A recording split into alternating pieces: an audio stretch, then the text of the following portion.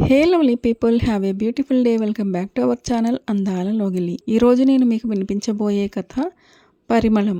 రచించిన వారు డాక్టర్ ఆలూరి విజయలక్ష్మి గారు. ఇక కథలోకి వెళ్తే, దశరథుడికి 9 కొడుకులు. నాకు 9 కొడుకులే. అంటే నాకు అదనంగా మరో 8 చేతులు కలిశాయన్నమాట. అబ్బో, కాయ కష్టంతో పొలం పనులు చేసుకుంటే బంగారు పంటలు పండించవచ్చు అని తెగ మురిసిపోయాడు ఆ కన్న తండ్రి. కొడుకులతో కలిసి పంట చేలల్లో ఒళ్ళు వంచి కష్టపడ్డాడు.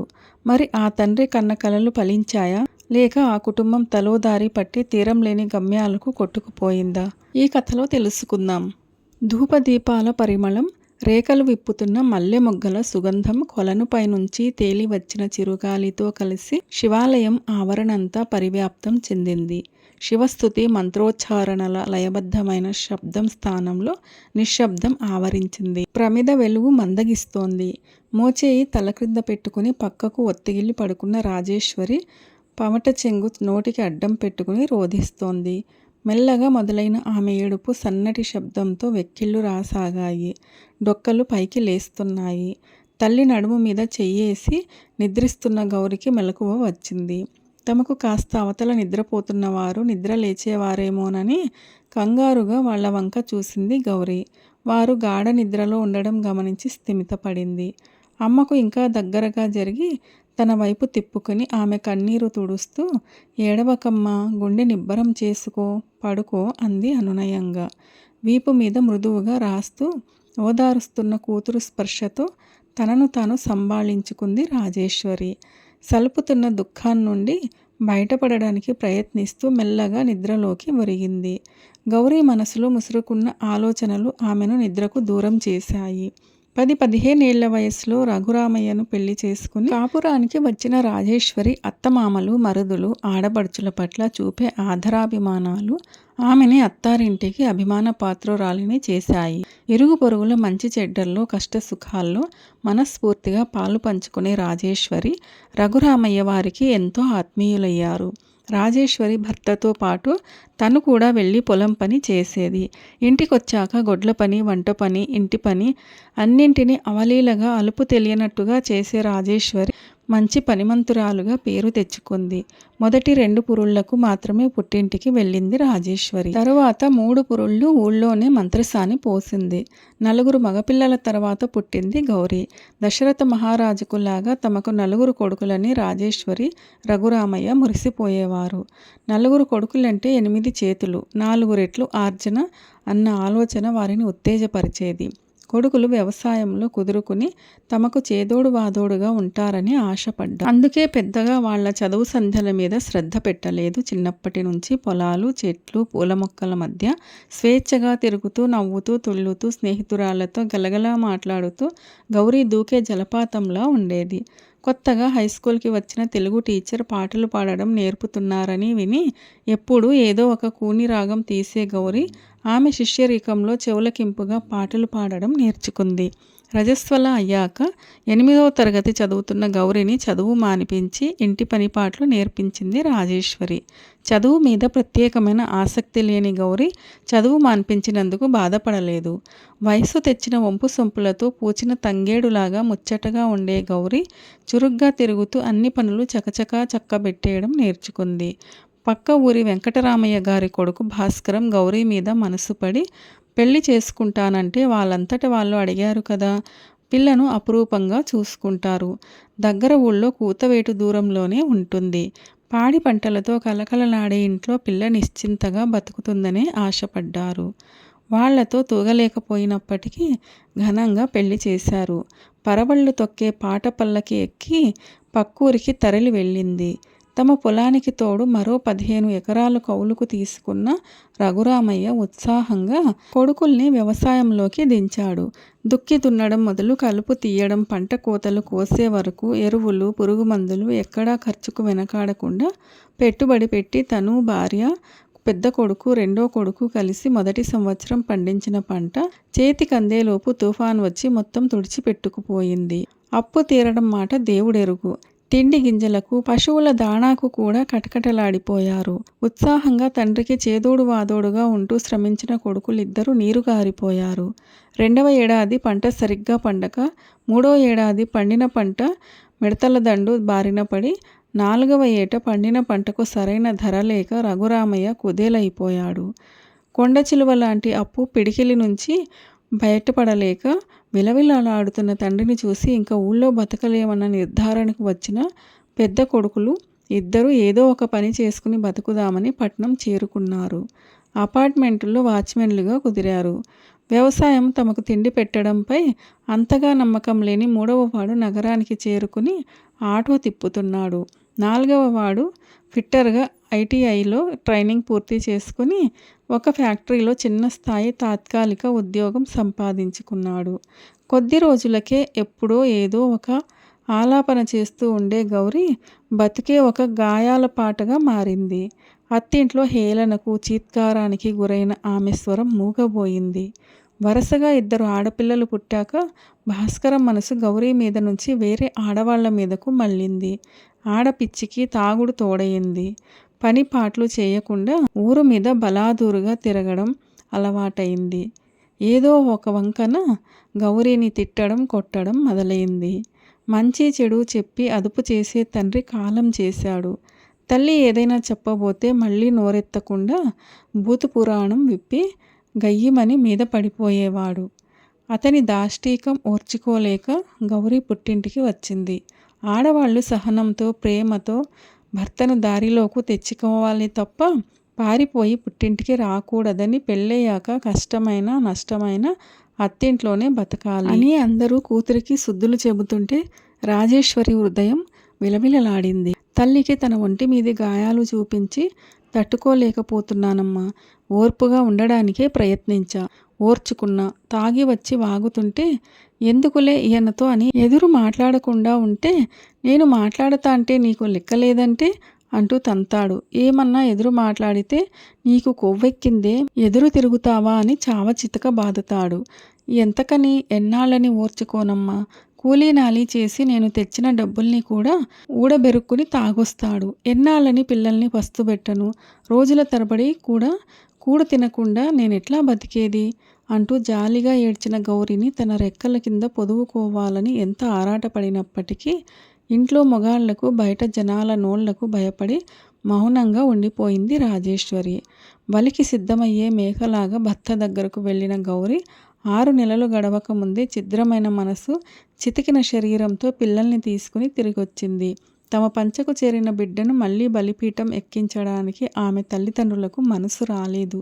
ఇప్పుడు కూతురు కాపురం ఎట్లా కూలిపోయిందే అనే దిగులు కంటే 2 ఆడపిల్లల్ని ఎలా పెంచి పెద్ద చేయడం అనే భయం వారిని ముంచెత్తింది. అమ్మా, 1 సంవత్సరం నా పిల్లలకింత తిండి పెట్టి కాపాడు. కనకరాజు గారమ్మాయి మైథిలి గారు హైదరాబాదులో పని చూపిస్తానన్నారు. మీకు ఎక్కువ కాలం భారం పెట్టను. ఈ ఒక్క సాయం చెయ్యమ్మా. తమ అసహాయ పరిస్థితిని గమనించి దీనంగా ప్రాధేయపడుతున్న కూతురిని అక్కున చేర్చుకుని, దీని బతుకిట్లా అయిపోయిందేమిటిరా దేవుడా అని వలవలా ఏడ్చింది రాజేశ్వరి. ఇంకా బలవంతం చేసి మళ్ళీ ఆ తాగుబోతు వాడి దగ్గరికి పంపిస్తే వాడి ఆగడాలు భరించలేక గౌరి ఎప్పుడు ఏ అఘాయిత్యం చేసుకుంటుందోననే బెదురు ఒక పక్కన పీడిస్తోంది రాజేశ్వరికి.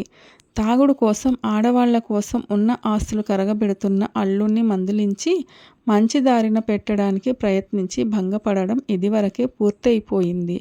అతగాడిలో మార్పు వస్తుందని, భార్యాపిల్లల్ని చూసుకుంటాడనే ఆశ ఎప్పుడో అడిగంటిపోయింది. తమ పరిస్థితి కూడా నానాటికి తీసుకట్టు అయిపోయింది. కూతుర్ని, ఆమె పిల్లల్ని ఇంట్లో పెట్టుకుని ఎల్లకాలం పోషించే శక్తి లేని తమకు ఆమెను ఆపే తాహతు, అర్హత లేదని గుర్తించిన రాజేశ్వరి, రఘురామయ్య ఇల్లు దాటి అడుగుపెట్టిన తర్వాత వయసులో ఉన్న కూతురు మీద ఎట్లాంటి నిందలు వేస్తారో, ఎవరు ఏమంటారో అనే భయం ఉన్నప్పటికీ అయిష్టంగానే కూతురు ప్రతిపాదనకు ఒప్పుకున్నారు. అయితే గౌరీ అన్నలు అందుకు అంత సులభంగా ఒప్పుకోలేదు. కాపురం కూలదోసుకుని ఇల్లు విడిచి బయటకు రావడమేమిటన్నారు.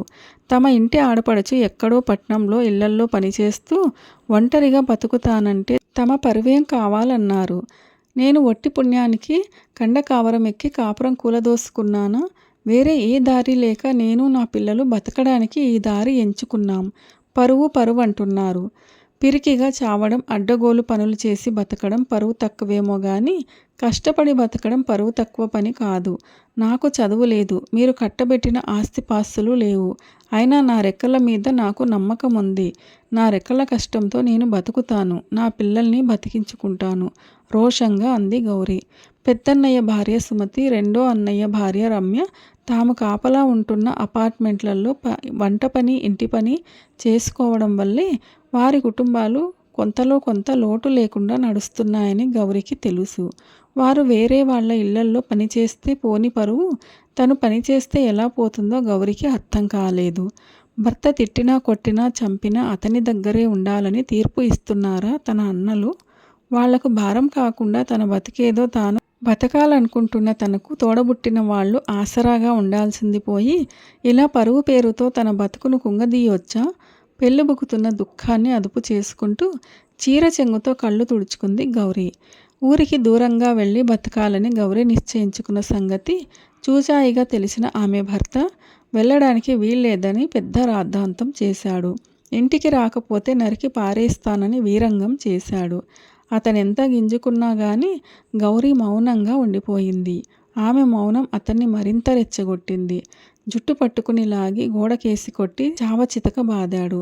ఆమె ఒంటికి తగిలిన గాయాలు ఆమె నిర్ణయాన్ని మరింత దృఢపరిచాయి. మైథిలితో కలిసి హైదరాబాద్ వెళ్ళింది గౌరీ. మైథిలి ఆమెకు తనింట్లో ఆశ్రయం ఇచ్చింది. తమ ఇంట్లో పనితో పాటు మరో 3 అపార్ట్మెంట్స్లో పని ఇప్పించింది. ఎంతో పొందికగా, శుభ్రంగా, అణుకువగా పనిచేస్తూ అందరి అభిమానం చూరగొంది గౌరీ. ఆమె పనితీరు తెలుసుకుని మరో 2 ఇళ్లవాళ్లు కూడా పని ఇచ్చారు. తెల్లవారుజామున 4 గంటలకే మైథిలి ఇంట్లో పని మొదలుపెట్టేది గౌరీ. చీకటి పడేదాకా ఎక్కడో ఒకచోట పని చేస్తూనే ఉండేది. తినే సమయానికి ఏ ఇంట్లో పని చేస్తుంటే ఆ ఇంటివారు ఆదరించి భోజనం పెట్టేవారు. తనకో దారి చూపిన మైథిలి పట్ల ఎంతో కృతజ్ఞతతో ఆమెకు అన్ని పనులు చేసి పెట్టేది గౌరీ. ఆమె పట్టుదల, బతుకులో నిలబడాలనే దీక్ష చూసి ముచ్చటపడేది మైథిలి. ఆమె సేవలకు మించిన స్థాయిలోనే ముట్టజెప్పేది. తనలాగా అపార్ట్మెంట్లలో పనిచేస్తున్న ఇతర ఆడవాళ్లను చూసి తమ అందరి బతుకుల్లో కొద్దిపాటి తేడాలుండొచ్చు కానీ సారాంశం ఒకటేనని గ్రహించింది గౌరీ. భర్తల వ్యసనాలు, హింస కారణంగానే ఈ ఆడవాళ్ళంతా నగరానికి వలస వచ్చి బతుకు పోరాటంలో పెనుగులాడుతున్నారని తెలుసుకున్న గౌరీ మరింత పట్టుదల పెరిగింది. కొంత డబ్బు సంపాదించాక మైథిలి సలహాతో ఆ అపార్ట్మెంట్కి దగ్గరలోనే ఒక గది అద్దెకు తీసుకుంది. గౌరీ పిల్లల్ని తీసుకొచ్చి స్కూల్లో చేర్పించింది. బాణం సంధించే అర్జునుడి దృష్టి పక్షి కన్ను మీదే ఉన్నట్లు గౌరీ దృష్టి తన బిడ్డల బంగారు భవిష్యత్తు మీదే కేంద్రీకరించింది. అందుకు తన సర్వశక్తుల్ని ఒడ్డి శ్రమిస్తోంది. ఆరుగాలం కష్టపడినప్పటికీ ఫలితం కళ్ళజూడక నష్టాలతో నడ్డి విరిగిన రఘురామయ్య తన కూతురు గౌరికి ఏమాత్రం ఆసరానివ్వలేకపోయాడు. అల్లుడు, అతనితో పాటు ఊళ్ళో మరికొందరు తిని కూర్చుని తిన్నది అరక్క గౌరీ శీలం మీద వేసే నిందలు గౌరికి చేరకుండా తల్లిదండ్రులు దాచినప్పటికీ ఎప్పుడో ఒకప్పుడు ఆమె చెవిన పడకుండా ఉండేవి కావు. వాటిని విని తాత్కాలికంగా బాధపడినప్పటికీ ఆమె మరింత దృఢంగా తయారయింది. ఎప్పుడో మరి అవసరమైతే తప్ప ఊరుకు వెళ్ళేది కాదు గౌరీ. వెళ్ళినప్పుడు తన ఎదుట గాని తన పరోక్షంలో గాని తన గురించి ఇతరులు మాట్లాడే అవాకులు చవాకులు లెక్క చేయకుండా బతకగల నేర్పు సంపాదించుకుంది. నగరంలో వేర్వేరు ప్రాంతాల్లో బతుకుతున్న అన్నలు ఎప్పుడూ తోడబుట్టుందని దాన్ని పిలిచి ఒక పూట అన్నం పెట్టి ఆదరించలేదు. చీరసారెలు పెట్టకపోతే మానే, కనీసం ఎలా బతుకుతున్నామని ఆప్యాయంగా పలకరించిన పాపాన పోలేదు. అది తలుచుకుంటే ఒక్కొక్కసారి గౌరీ మనసు చివుక్కుమనిపించేది. అంతలోనే సర్దుకునేది. తను బాధతో కన్నీళ్లు పెట్టుకుంటే అన్నలకెక్కడ అశుభం కలుగుతుందోనని తల్లడిల్లిపోయేది. కళ్ళు తుడుచుకునేది.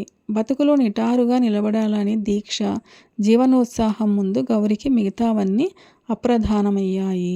ఒంటరిగా ఉన్న ఆడదంటే ఉండే చులకనతో తనను లొంగదీసుకోవాలని ప్రయత్నించిన వారి నుంచి నేర్పుగా తప్పించుకుని నిప్పులా బతుకుతున్న గౌరీ తన బ్రతుకు గురించి పెద్దగా బెంగపడడం లేదు. కానీ సరైన తిండి, బట్టలు, నగలు లేకపోయినప్పటికీ తొలి యవ్వనపు మెరుపుతో ముచ్చట గొలిపే కుమార్తెలిద్దరినీ ఎటు నుంచి ఏ ప్రమాదము చుట్టుముట్టకుండా కాపాడుకోవాలని ఆరాటపడేది. పిల్లల్ని కుదురుగా ఉండనివ్వని అనేక ఆకర్షణలు, చెడిపోవడానికి బోలెడు దారులున్న ఈ నగరంలో ఎదుగుతున్న తన కూతుళ్ళిద్దరూ ఎలాంటి వాళ్లతో సావాసాలు చేస్తారో, ఆకర్షణలకు లొంగిపోతారో, చదువు సంధ్యలు మానేసి ఎక్కడ పక్కదారులు పట్టి బతుకు బుగ్గిపాలు చేసుకుంటారోనని బెంగటిల్లిపోయేది. ఏ దుర్మార్గుడు ఎటువైపు నుంచి దాడి చేసి హాని చేస్తాడోనని భీతిల్లేది. వాళ్లకు బాధ్యతగా తిన్నగా బతకడంలోని మంచి గురించి చెప్పాలని తహతహలాడేది. కానీ చదువు, ప్రపంచ జ్ఞానం అంతగా లేని తను వాళ్లకు సక్రమంగా ఏం చెప్పగలుగుతుంది అని అనుమానపడేది. తన బిడ్డలు నలుగురిలోనూ మర్యాదగా అందరి మెప్పు పొందేలా బతికే అవకాశం కోసం తను పడుతున్న ఈ కష్టం ఫలిస్తుందో లేదో అని ఆదుర్దా పడేది. పెద్ద కూతురు రేణుక తల్లి లక్ష్యాన్ని అర్థం చేసుకుని చదువుకోవడమే కాక పొద్దున సాయంకాలం ట్యూషన్లు చెప్తూ కొంత సంపాదిస్తోంది. చిన్నపిల్ల మీనాకు అలంకరణ మీద మోజు. సినిమా హీరోయిన్లలాగా అందంగా తయారవ్వాలని తహతహ. ఖరీదైన జీవితం పట్ల తన రెండో కూతురుకున్న ఆకర్షణ గౌరికి భయం కలిగించేది. తలుకుల ప్రపంచపు పాకుడు రాళ్లపై మీనా తన బ్రతుకు పారిపోతుందేమోనని ఆదుర్దా పడేది. గౌరవంగా రాచమార్గంలో బతకడానికి మెరుగైన సాధనం చదివేనని పదే పదే కూతురికి నచ్చజెప్పేది. ఇలా బతుకు పోరాటంలో ఉన్న గౌరికి తండ్రి చనిపోయాడన్న వార్త తెలిసి కన్నీరు మున్నీరయ్యింది. కడసారి తండ్రిని చూడడానికి పిల్లల్ని తీసుకుని ఊరికి వెళ్ళింది. తండ్రి కాళ్ళ దగ్గర కూర్చుని బోరున ఏడ్చింది. 2 సంవత్సరాల క్రితం తాగి ఆ తాగుడికే బలైపోయిన భర్త శవాన్ని చూసి నిర్లిప్తంగా కూర్చుండిపోయింది గౌరి. తన బాల్యంలో తండ్రి పడిన కష్టం, అతడి తపన, ఎదుర్కొన్న నష్టాల్ని తలుచుకుని పొగిలి పొగిలి ఏడ్చింది. దాదాపుగా 50 ఏళ్ళు నాన్నతో కలిసి కష్టసుఖాలు పంచుకుని బతికిన తల్లి ఒంటరి పక్షిలా విలవిలలాడుతుంటే ఆమెను కౌగలించుకుని ఓదారుస్తూ తన జీవితాన్ని తడిమి చూసుకుంది గౌరి. ధారాపాతంగా కారుతున్న కన్నీటిని అదుపు చేసుకుంది. ఏ ఆసరా లేని తనకు నాన్న ఉన్నాడన్న భరోసా కూడా లేకుండా పోయిందని బెంగపడింది. తండ్రి దహన సంస్కారం ముగియగానే అన్నలందరూ 10వ రోజు దినం అయ్యేదాకా ఆగలేదు. యజమానులు సెలవులు ఇవ్వరంటూ పెద్ద కర్మ రోజు మళ్ళీ వస్తామని చెప్పి భార్యా పిల్లల్ని తీసుకుని వెళ్ళిపోయారు. కోడళ్ళైనా ఉంచి వెళ్ళమని అడిగింది రాజేశ్వరి. పిల్లలకి కష్టమవుతుందంటూ చెప్పి వెళ్ళిపోవడం చూసి నిర్ఘాంతపోయింది గౌరి. తను పనిచేస్తున్న ఇళ్లల్లో 2 కుటుంబాల వాళ్ళు వృద్ధులే. వాళ్ల కోసమైనా తను వెళ్ళి మళ్ళీ వద్దామని అనుకుంది. కానీ ఇప్పుడెలా ఆలోచనలో పడింది. గౌరి తన తల్లిదండ్రుల దగ్గరి బంధువుల్లో చాలామంది కాలం చేశారు. కొందరు కదలలేరు. తల్లికి తనే తోడుగా ఉండాలని నిశ్చయించుకుంది గౌరి. ఆ రెండిళ్ల వాళ్ళకి పనులు చేసి పెట్టి కాలేజీకి వెళ్ళమని చెప్పి కూతుళ్లను పంపేసి తను అమ్మకు తోడుగా ఉండిపోయింది గౌరి. ఇన్నేళ్ల బ్రతుకులో డబ్బు సంపాదించలేకపోయినప్పటికీ ఊళ్ళో వాళ్ల గౌరవం, బంధువుల అభిమానం పొందిన తన తండ్రి పెద్ద కర్మను ఏ లోటు లేకుండా చేస్తే బావుండుననుకుంది గౌరి. అదే మాట అన్నలకు ఫోన్ చేసి చెప్పింది. వాళ్ళు అంటి ముట్టనట్లు జవాబిచ్చారు. వాళ్ల వైఖరి ఏదో తూతూ మంత్రంగా తక్కువ ఖర్చులో కానిచేద్దామన్నట్లు ఉండడంతో నొచ్చుకుంది గౌరి. తన తల్లి అభిప్రాయం కూడా అడిగి తను రంగంలోకి దిగింది. అందరి అవసరాలకు ఖర్చు కాగా మిగిలిన ఎకరం పొలం సంవత్సరం క్రితమే అమ్మేశారు. అమ్మా నాన్నలకు 1,50,000 ఉంచారు. మిగతాది 4 కొడుకులు పంచుకుని పట్టుకుపోయారు. గౌరికి కూడా వాటా ఇవ్వాలని తల్లిదండ్రులు ఎంత పోరాడినా వాళ్ళు పడనివ్వలేదు. అప్పటికే అనారోగ్యంతో తీసుకుంటున్న తల్లిదండ్రులకు పోట్లాడే ఓపిక లేకపోయింది. ఆ జ్ఞాపకాలన్నీ గౌరిని బాధ పెట్టినా ఇరుగు పొరుగు సాయంతో ఇంటిని బాగు చేసి సున్నాలేసింది. దినం రోజు చేయాల్సిన సాంప్రదాయక కార్యక్రమాన్ని, భోజనాలకు ఖర్చులు లెక్క వేసి తల్లికి చెప్పింది. ఆమె దగ్గరున్న డబ్బుతో ఆమెకు సంతోషం కలిగించేలా ఏ లోటు లేకుండా కార్యక్రమం పూర్తి చేయడానికి అన్నీ సిద్ధం చేసింది గౌరి. ఒక్కరోజు ముందు గౌరి అన్నలు వచ్చారు. తమ ప్రమేయం లేకుండా జరిగిన ఏర్పాటు చూసి ముఖం మార్చుకున్నారు. కార్యక్రమం అయ్యిందనిపించి మర్నాడే బయలుదేరడానికి సర్దుకుంటున్నారు. రాజేశ్వరి అన్న కొడుకు మాత్రం దినానికి వచ్చి ఆ రోజే హడావిడిగా తిరిగి వెళ్ళిపోయాడు. పుట్టింటి వారసుడివి, నీ మేనత్తను ఇంటికి తీసుకెళ్లి నిద్ర చేయించి పంపమని బంధువులు చెప్పినా పట్టించుకోలేదు రాజేశ్వరి అన్న కొడుకు.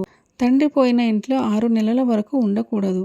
అమ్మను మీతో తీసుకెళ్ళండ్రా అని పక్కింటి పిన్ని అన్నల వెంట పడితే ఆమె వంక చిరాగ్గా చూశారు.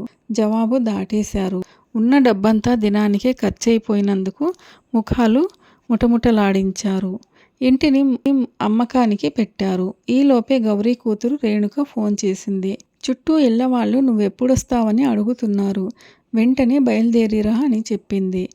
ఇక్కడ తల్లి భవిష్యత్తు ఏమిటో అన్నలు తేల్చి చెప్పకపోవడంతో గౌరీ గుంజాటాన పడిపోతుంది. శోకదేవతల ఓ మూలన కూర్చున్న తల్లిని చూస్తుంటే గౌరీ మనసు నీరైపోతోంది. కానీ తను వెళ్ళక తప్పదు. పొద్దుపోకముందే బయలుదేరాలి.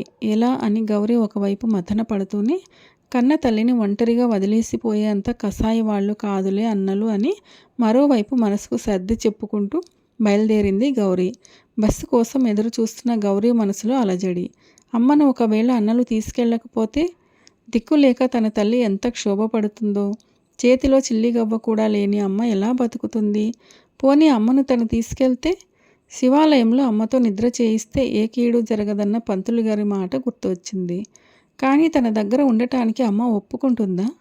తండ్రి తర్వాత భర్త, ఆ తర్వాత కొడుకులు అని నమ్మే తన తల్లి తన ఇంటికి వస్తుందా? దశరథ మహారాజులాగా నాకు 4 కొడుకులు అని తెగ మురిసిపోయిన అమ్మ తన ఇంటికి వస్తుందా?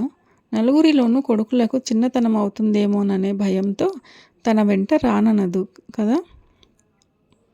బడ్డీ కొట్టు దగ్గర బెంచీ మీద కూర్చుని బస్సు కోసం ఎదురు చూస్తున్న గౌరీ చివ్వున లేచి బ్యాగు తీసుకుని తల్లి దగ్గరకు బయలుదేరింది. ఆటోల్లో వెళ్ళిపోతున్న అన్నలు ఆమె చూపుల్ని తప్పించుకున్నారు. దుఃఖంతో కుమిలిపోతున్న తల్లిని సముదాయించింది గౌరీ. నేను బతికున్నన్నాళ్ళు నా పిల్లలతో పాటు నిన్ను నేను సాకుతానమ్మా, నాతో రామ్మ కాదనకు అంటూ తల్లి ఒళ్ళో తలపెట్టి ఏడుస్తూ ప్రాధేయపడింది గౌరీ. వెక్కిళ్ళు పెడుతూనే కూతురు తలను ప్రేమగా నిమిరింది రాజేశ్వరి. అప్పుడే రాలిపడిన పారిజాతాల పరిమళం గౌరీ ఆలోచనల నుంచి బయటపడేశాయి. అప్పుడే తెల్లవారుతోంది. శివాలయ ద్వారం తెరుచుకుంది. డాక్టర్ ఆలూరి విజయలక్ష్మి గారి పరిమళం అనే కథ నచ్చిందా మీకు? నచ్చినట్లయితే వీడియోను లైక్ చేయండి, మీ ప్రియమైన వారందరికీ షేర్ చేయండి. అలాగే మన ఛానల్ను సబ్స్క్రైబ్ చేసుకోవడం అస్సలు మర్చిపోవద్దు. వీడియోను చివరిదాకా చూసి కథను పూర్తిగా విన్నందుకు ధన్యవాదాలు. ఇలాంటి మరిన్ని మంచి కథల కోసం స్టే ట్యూన్డ్ అందాల లోగిలి. See you all in another video. Till then, keep smiling and be happy.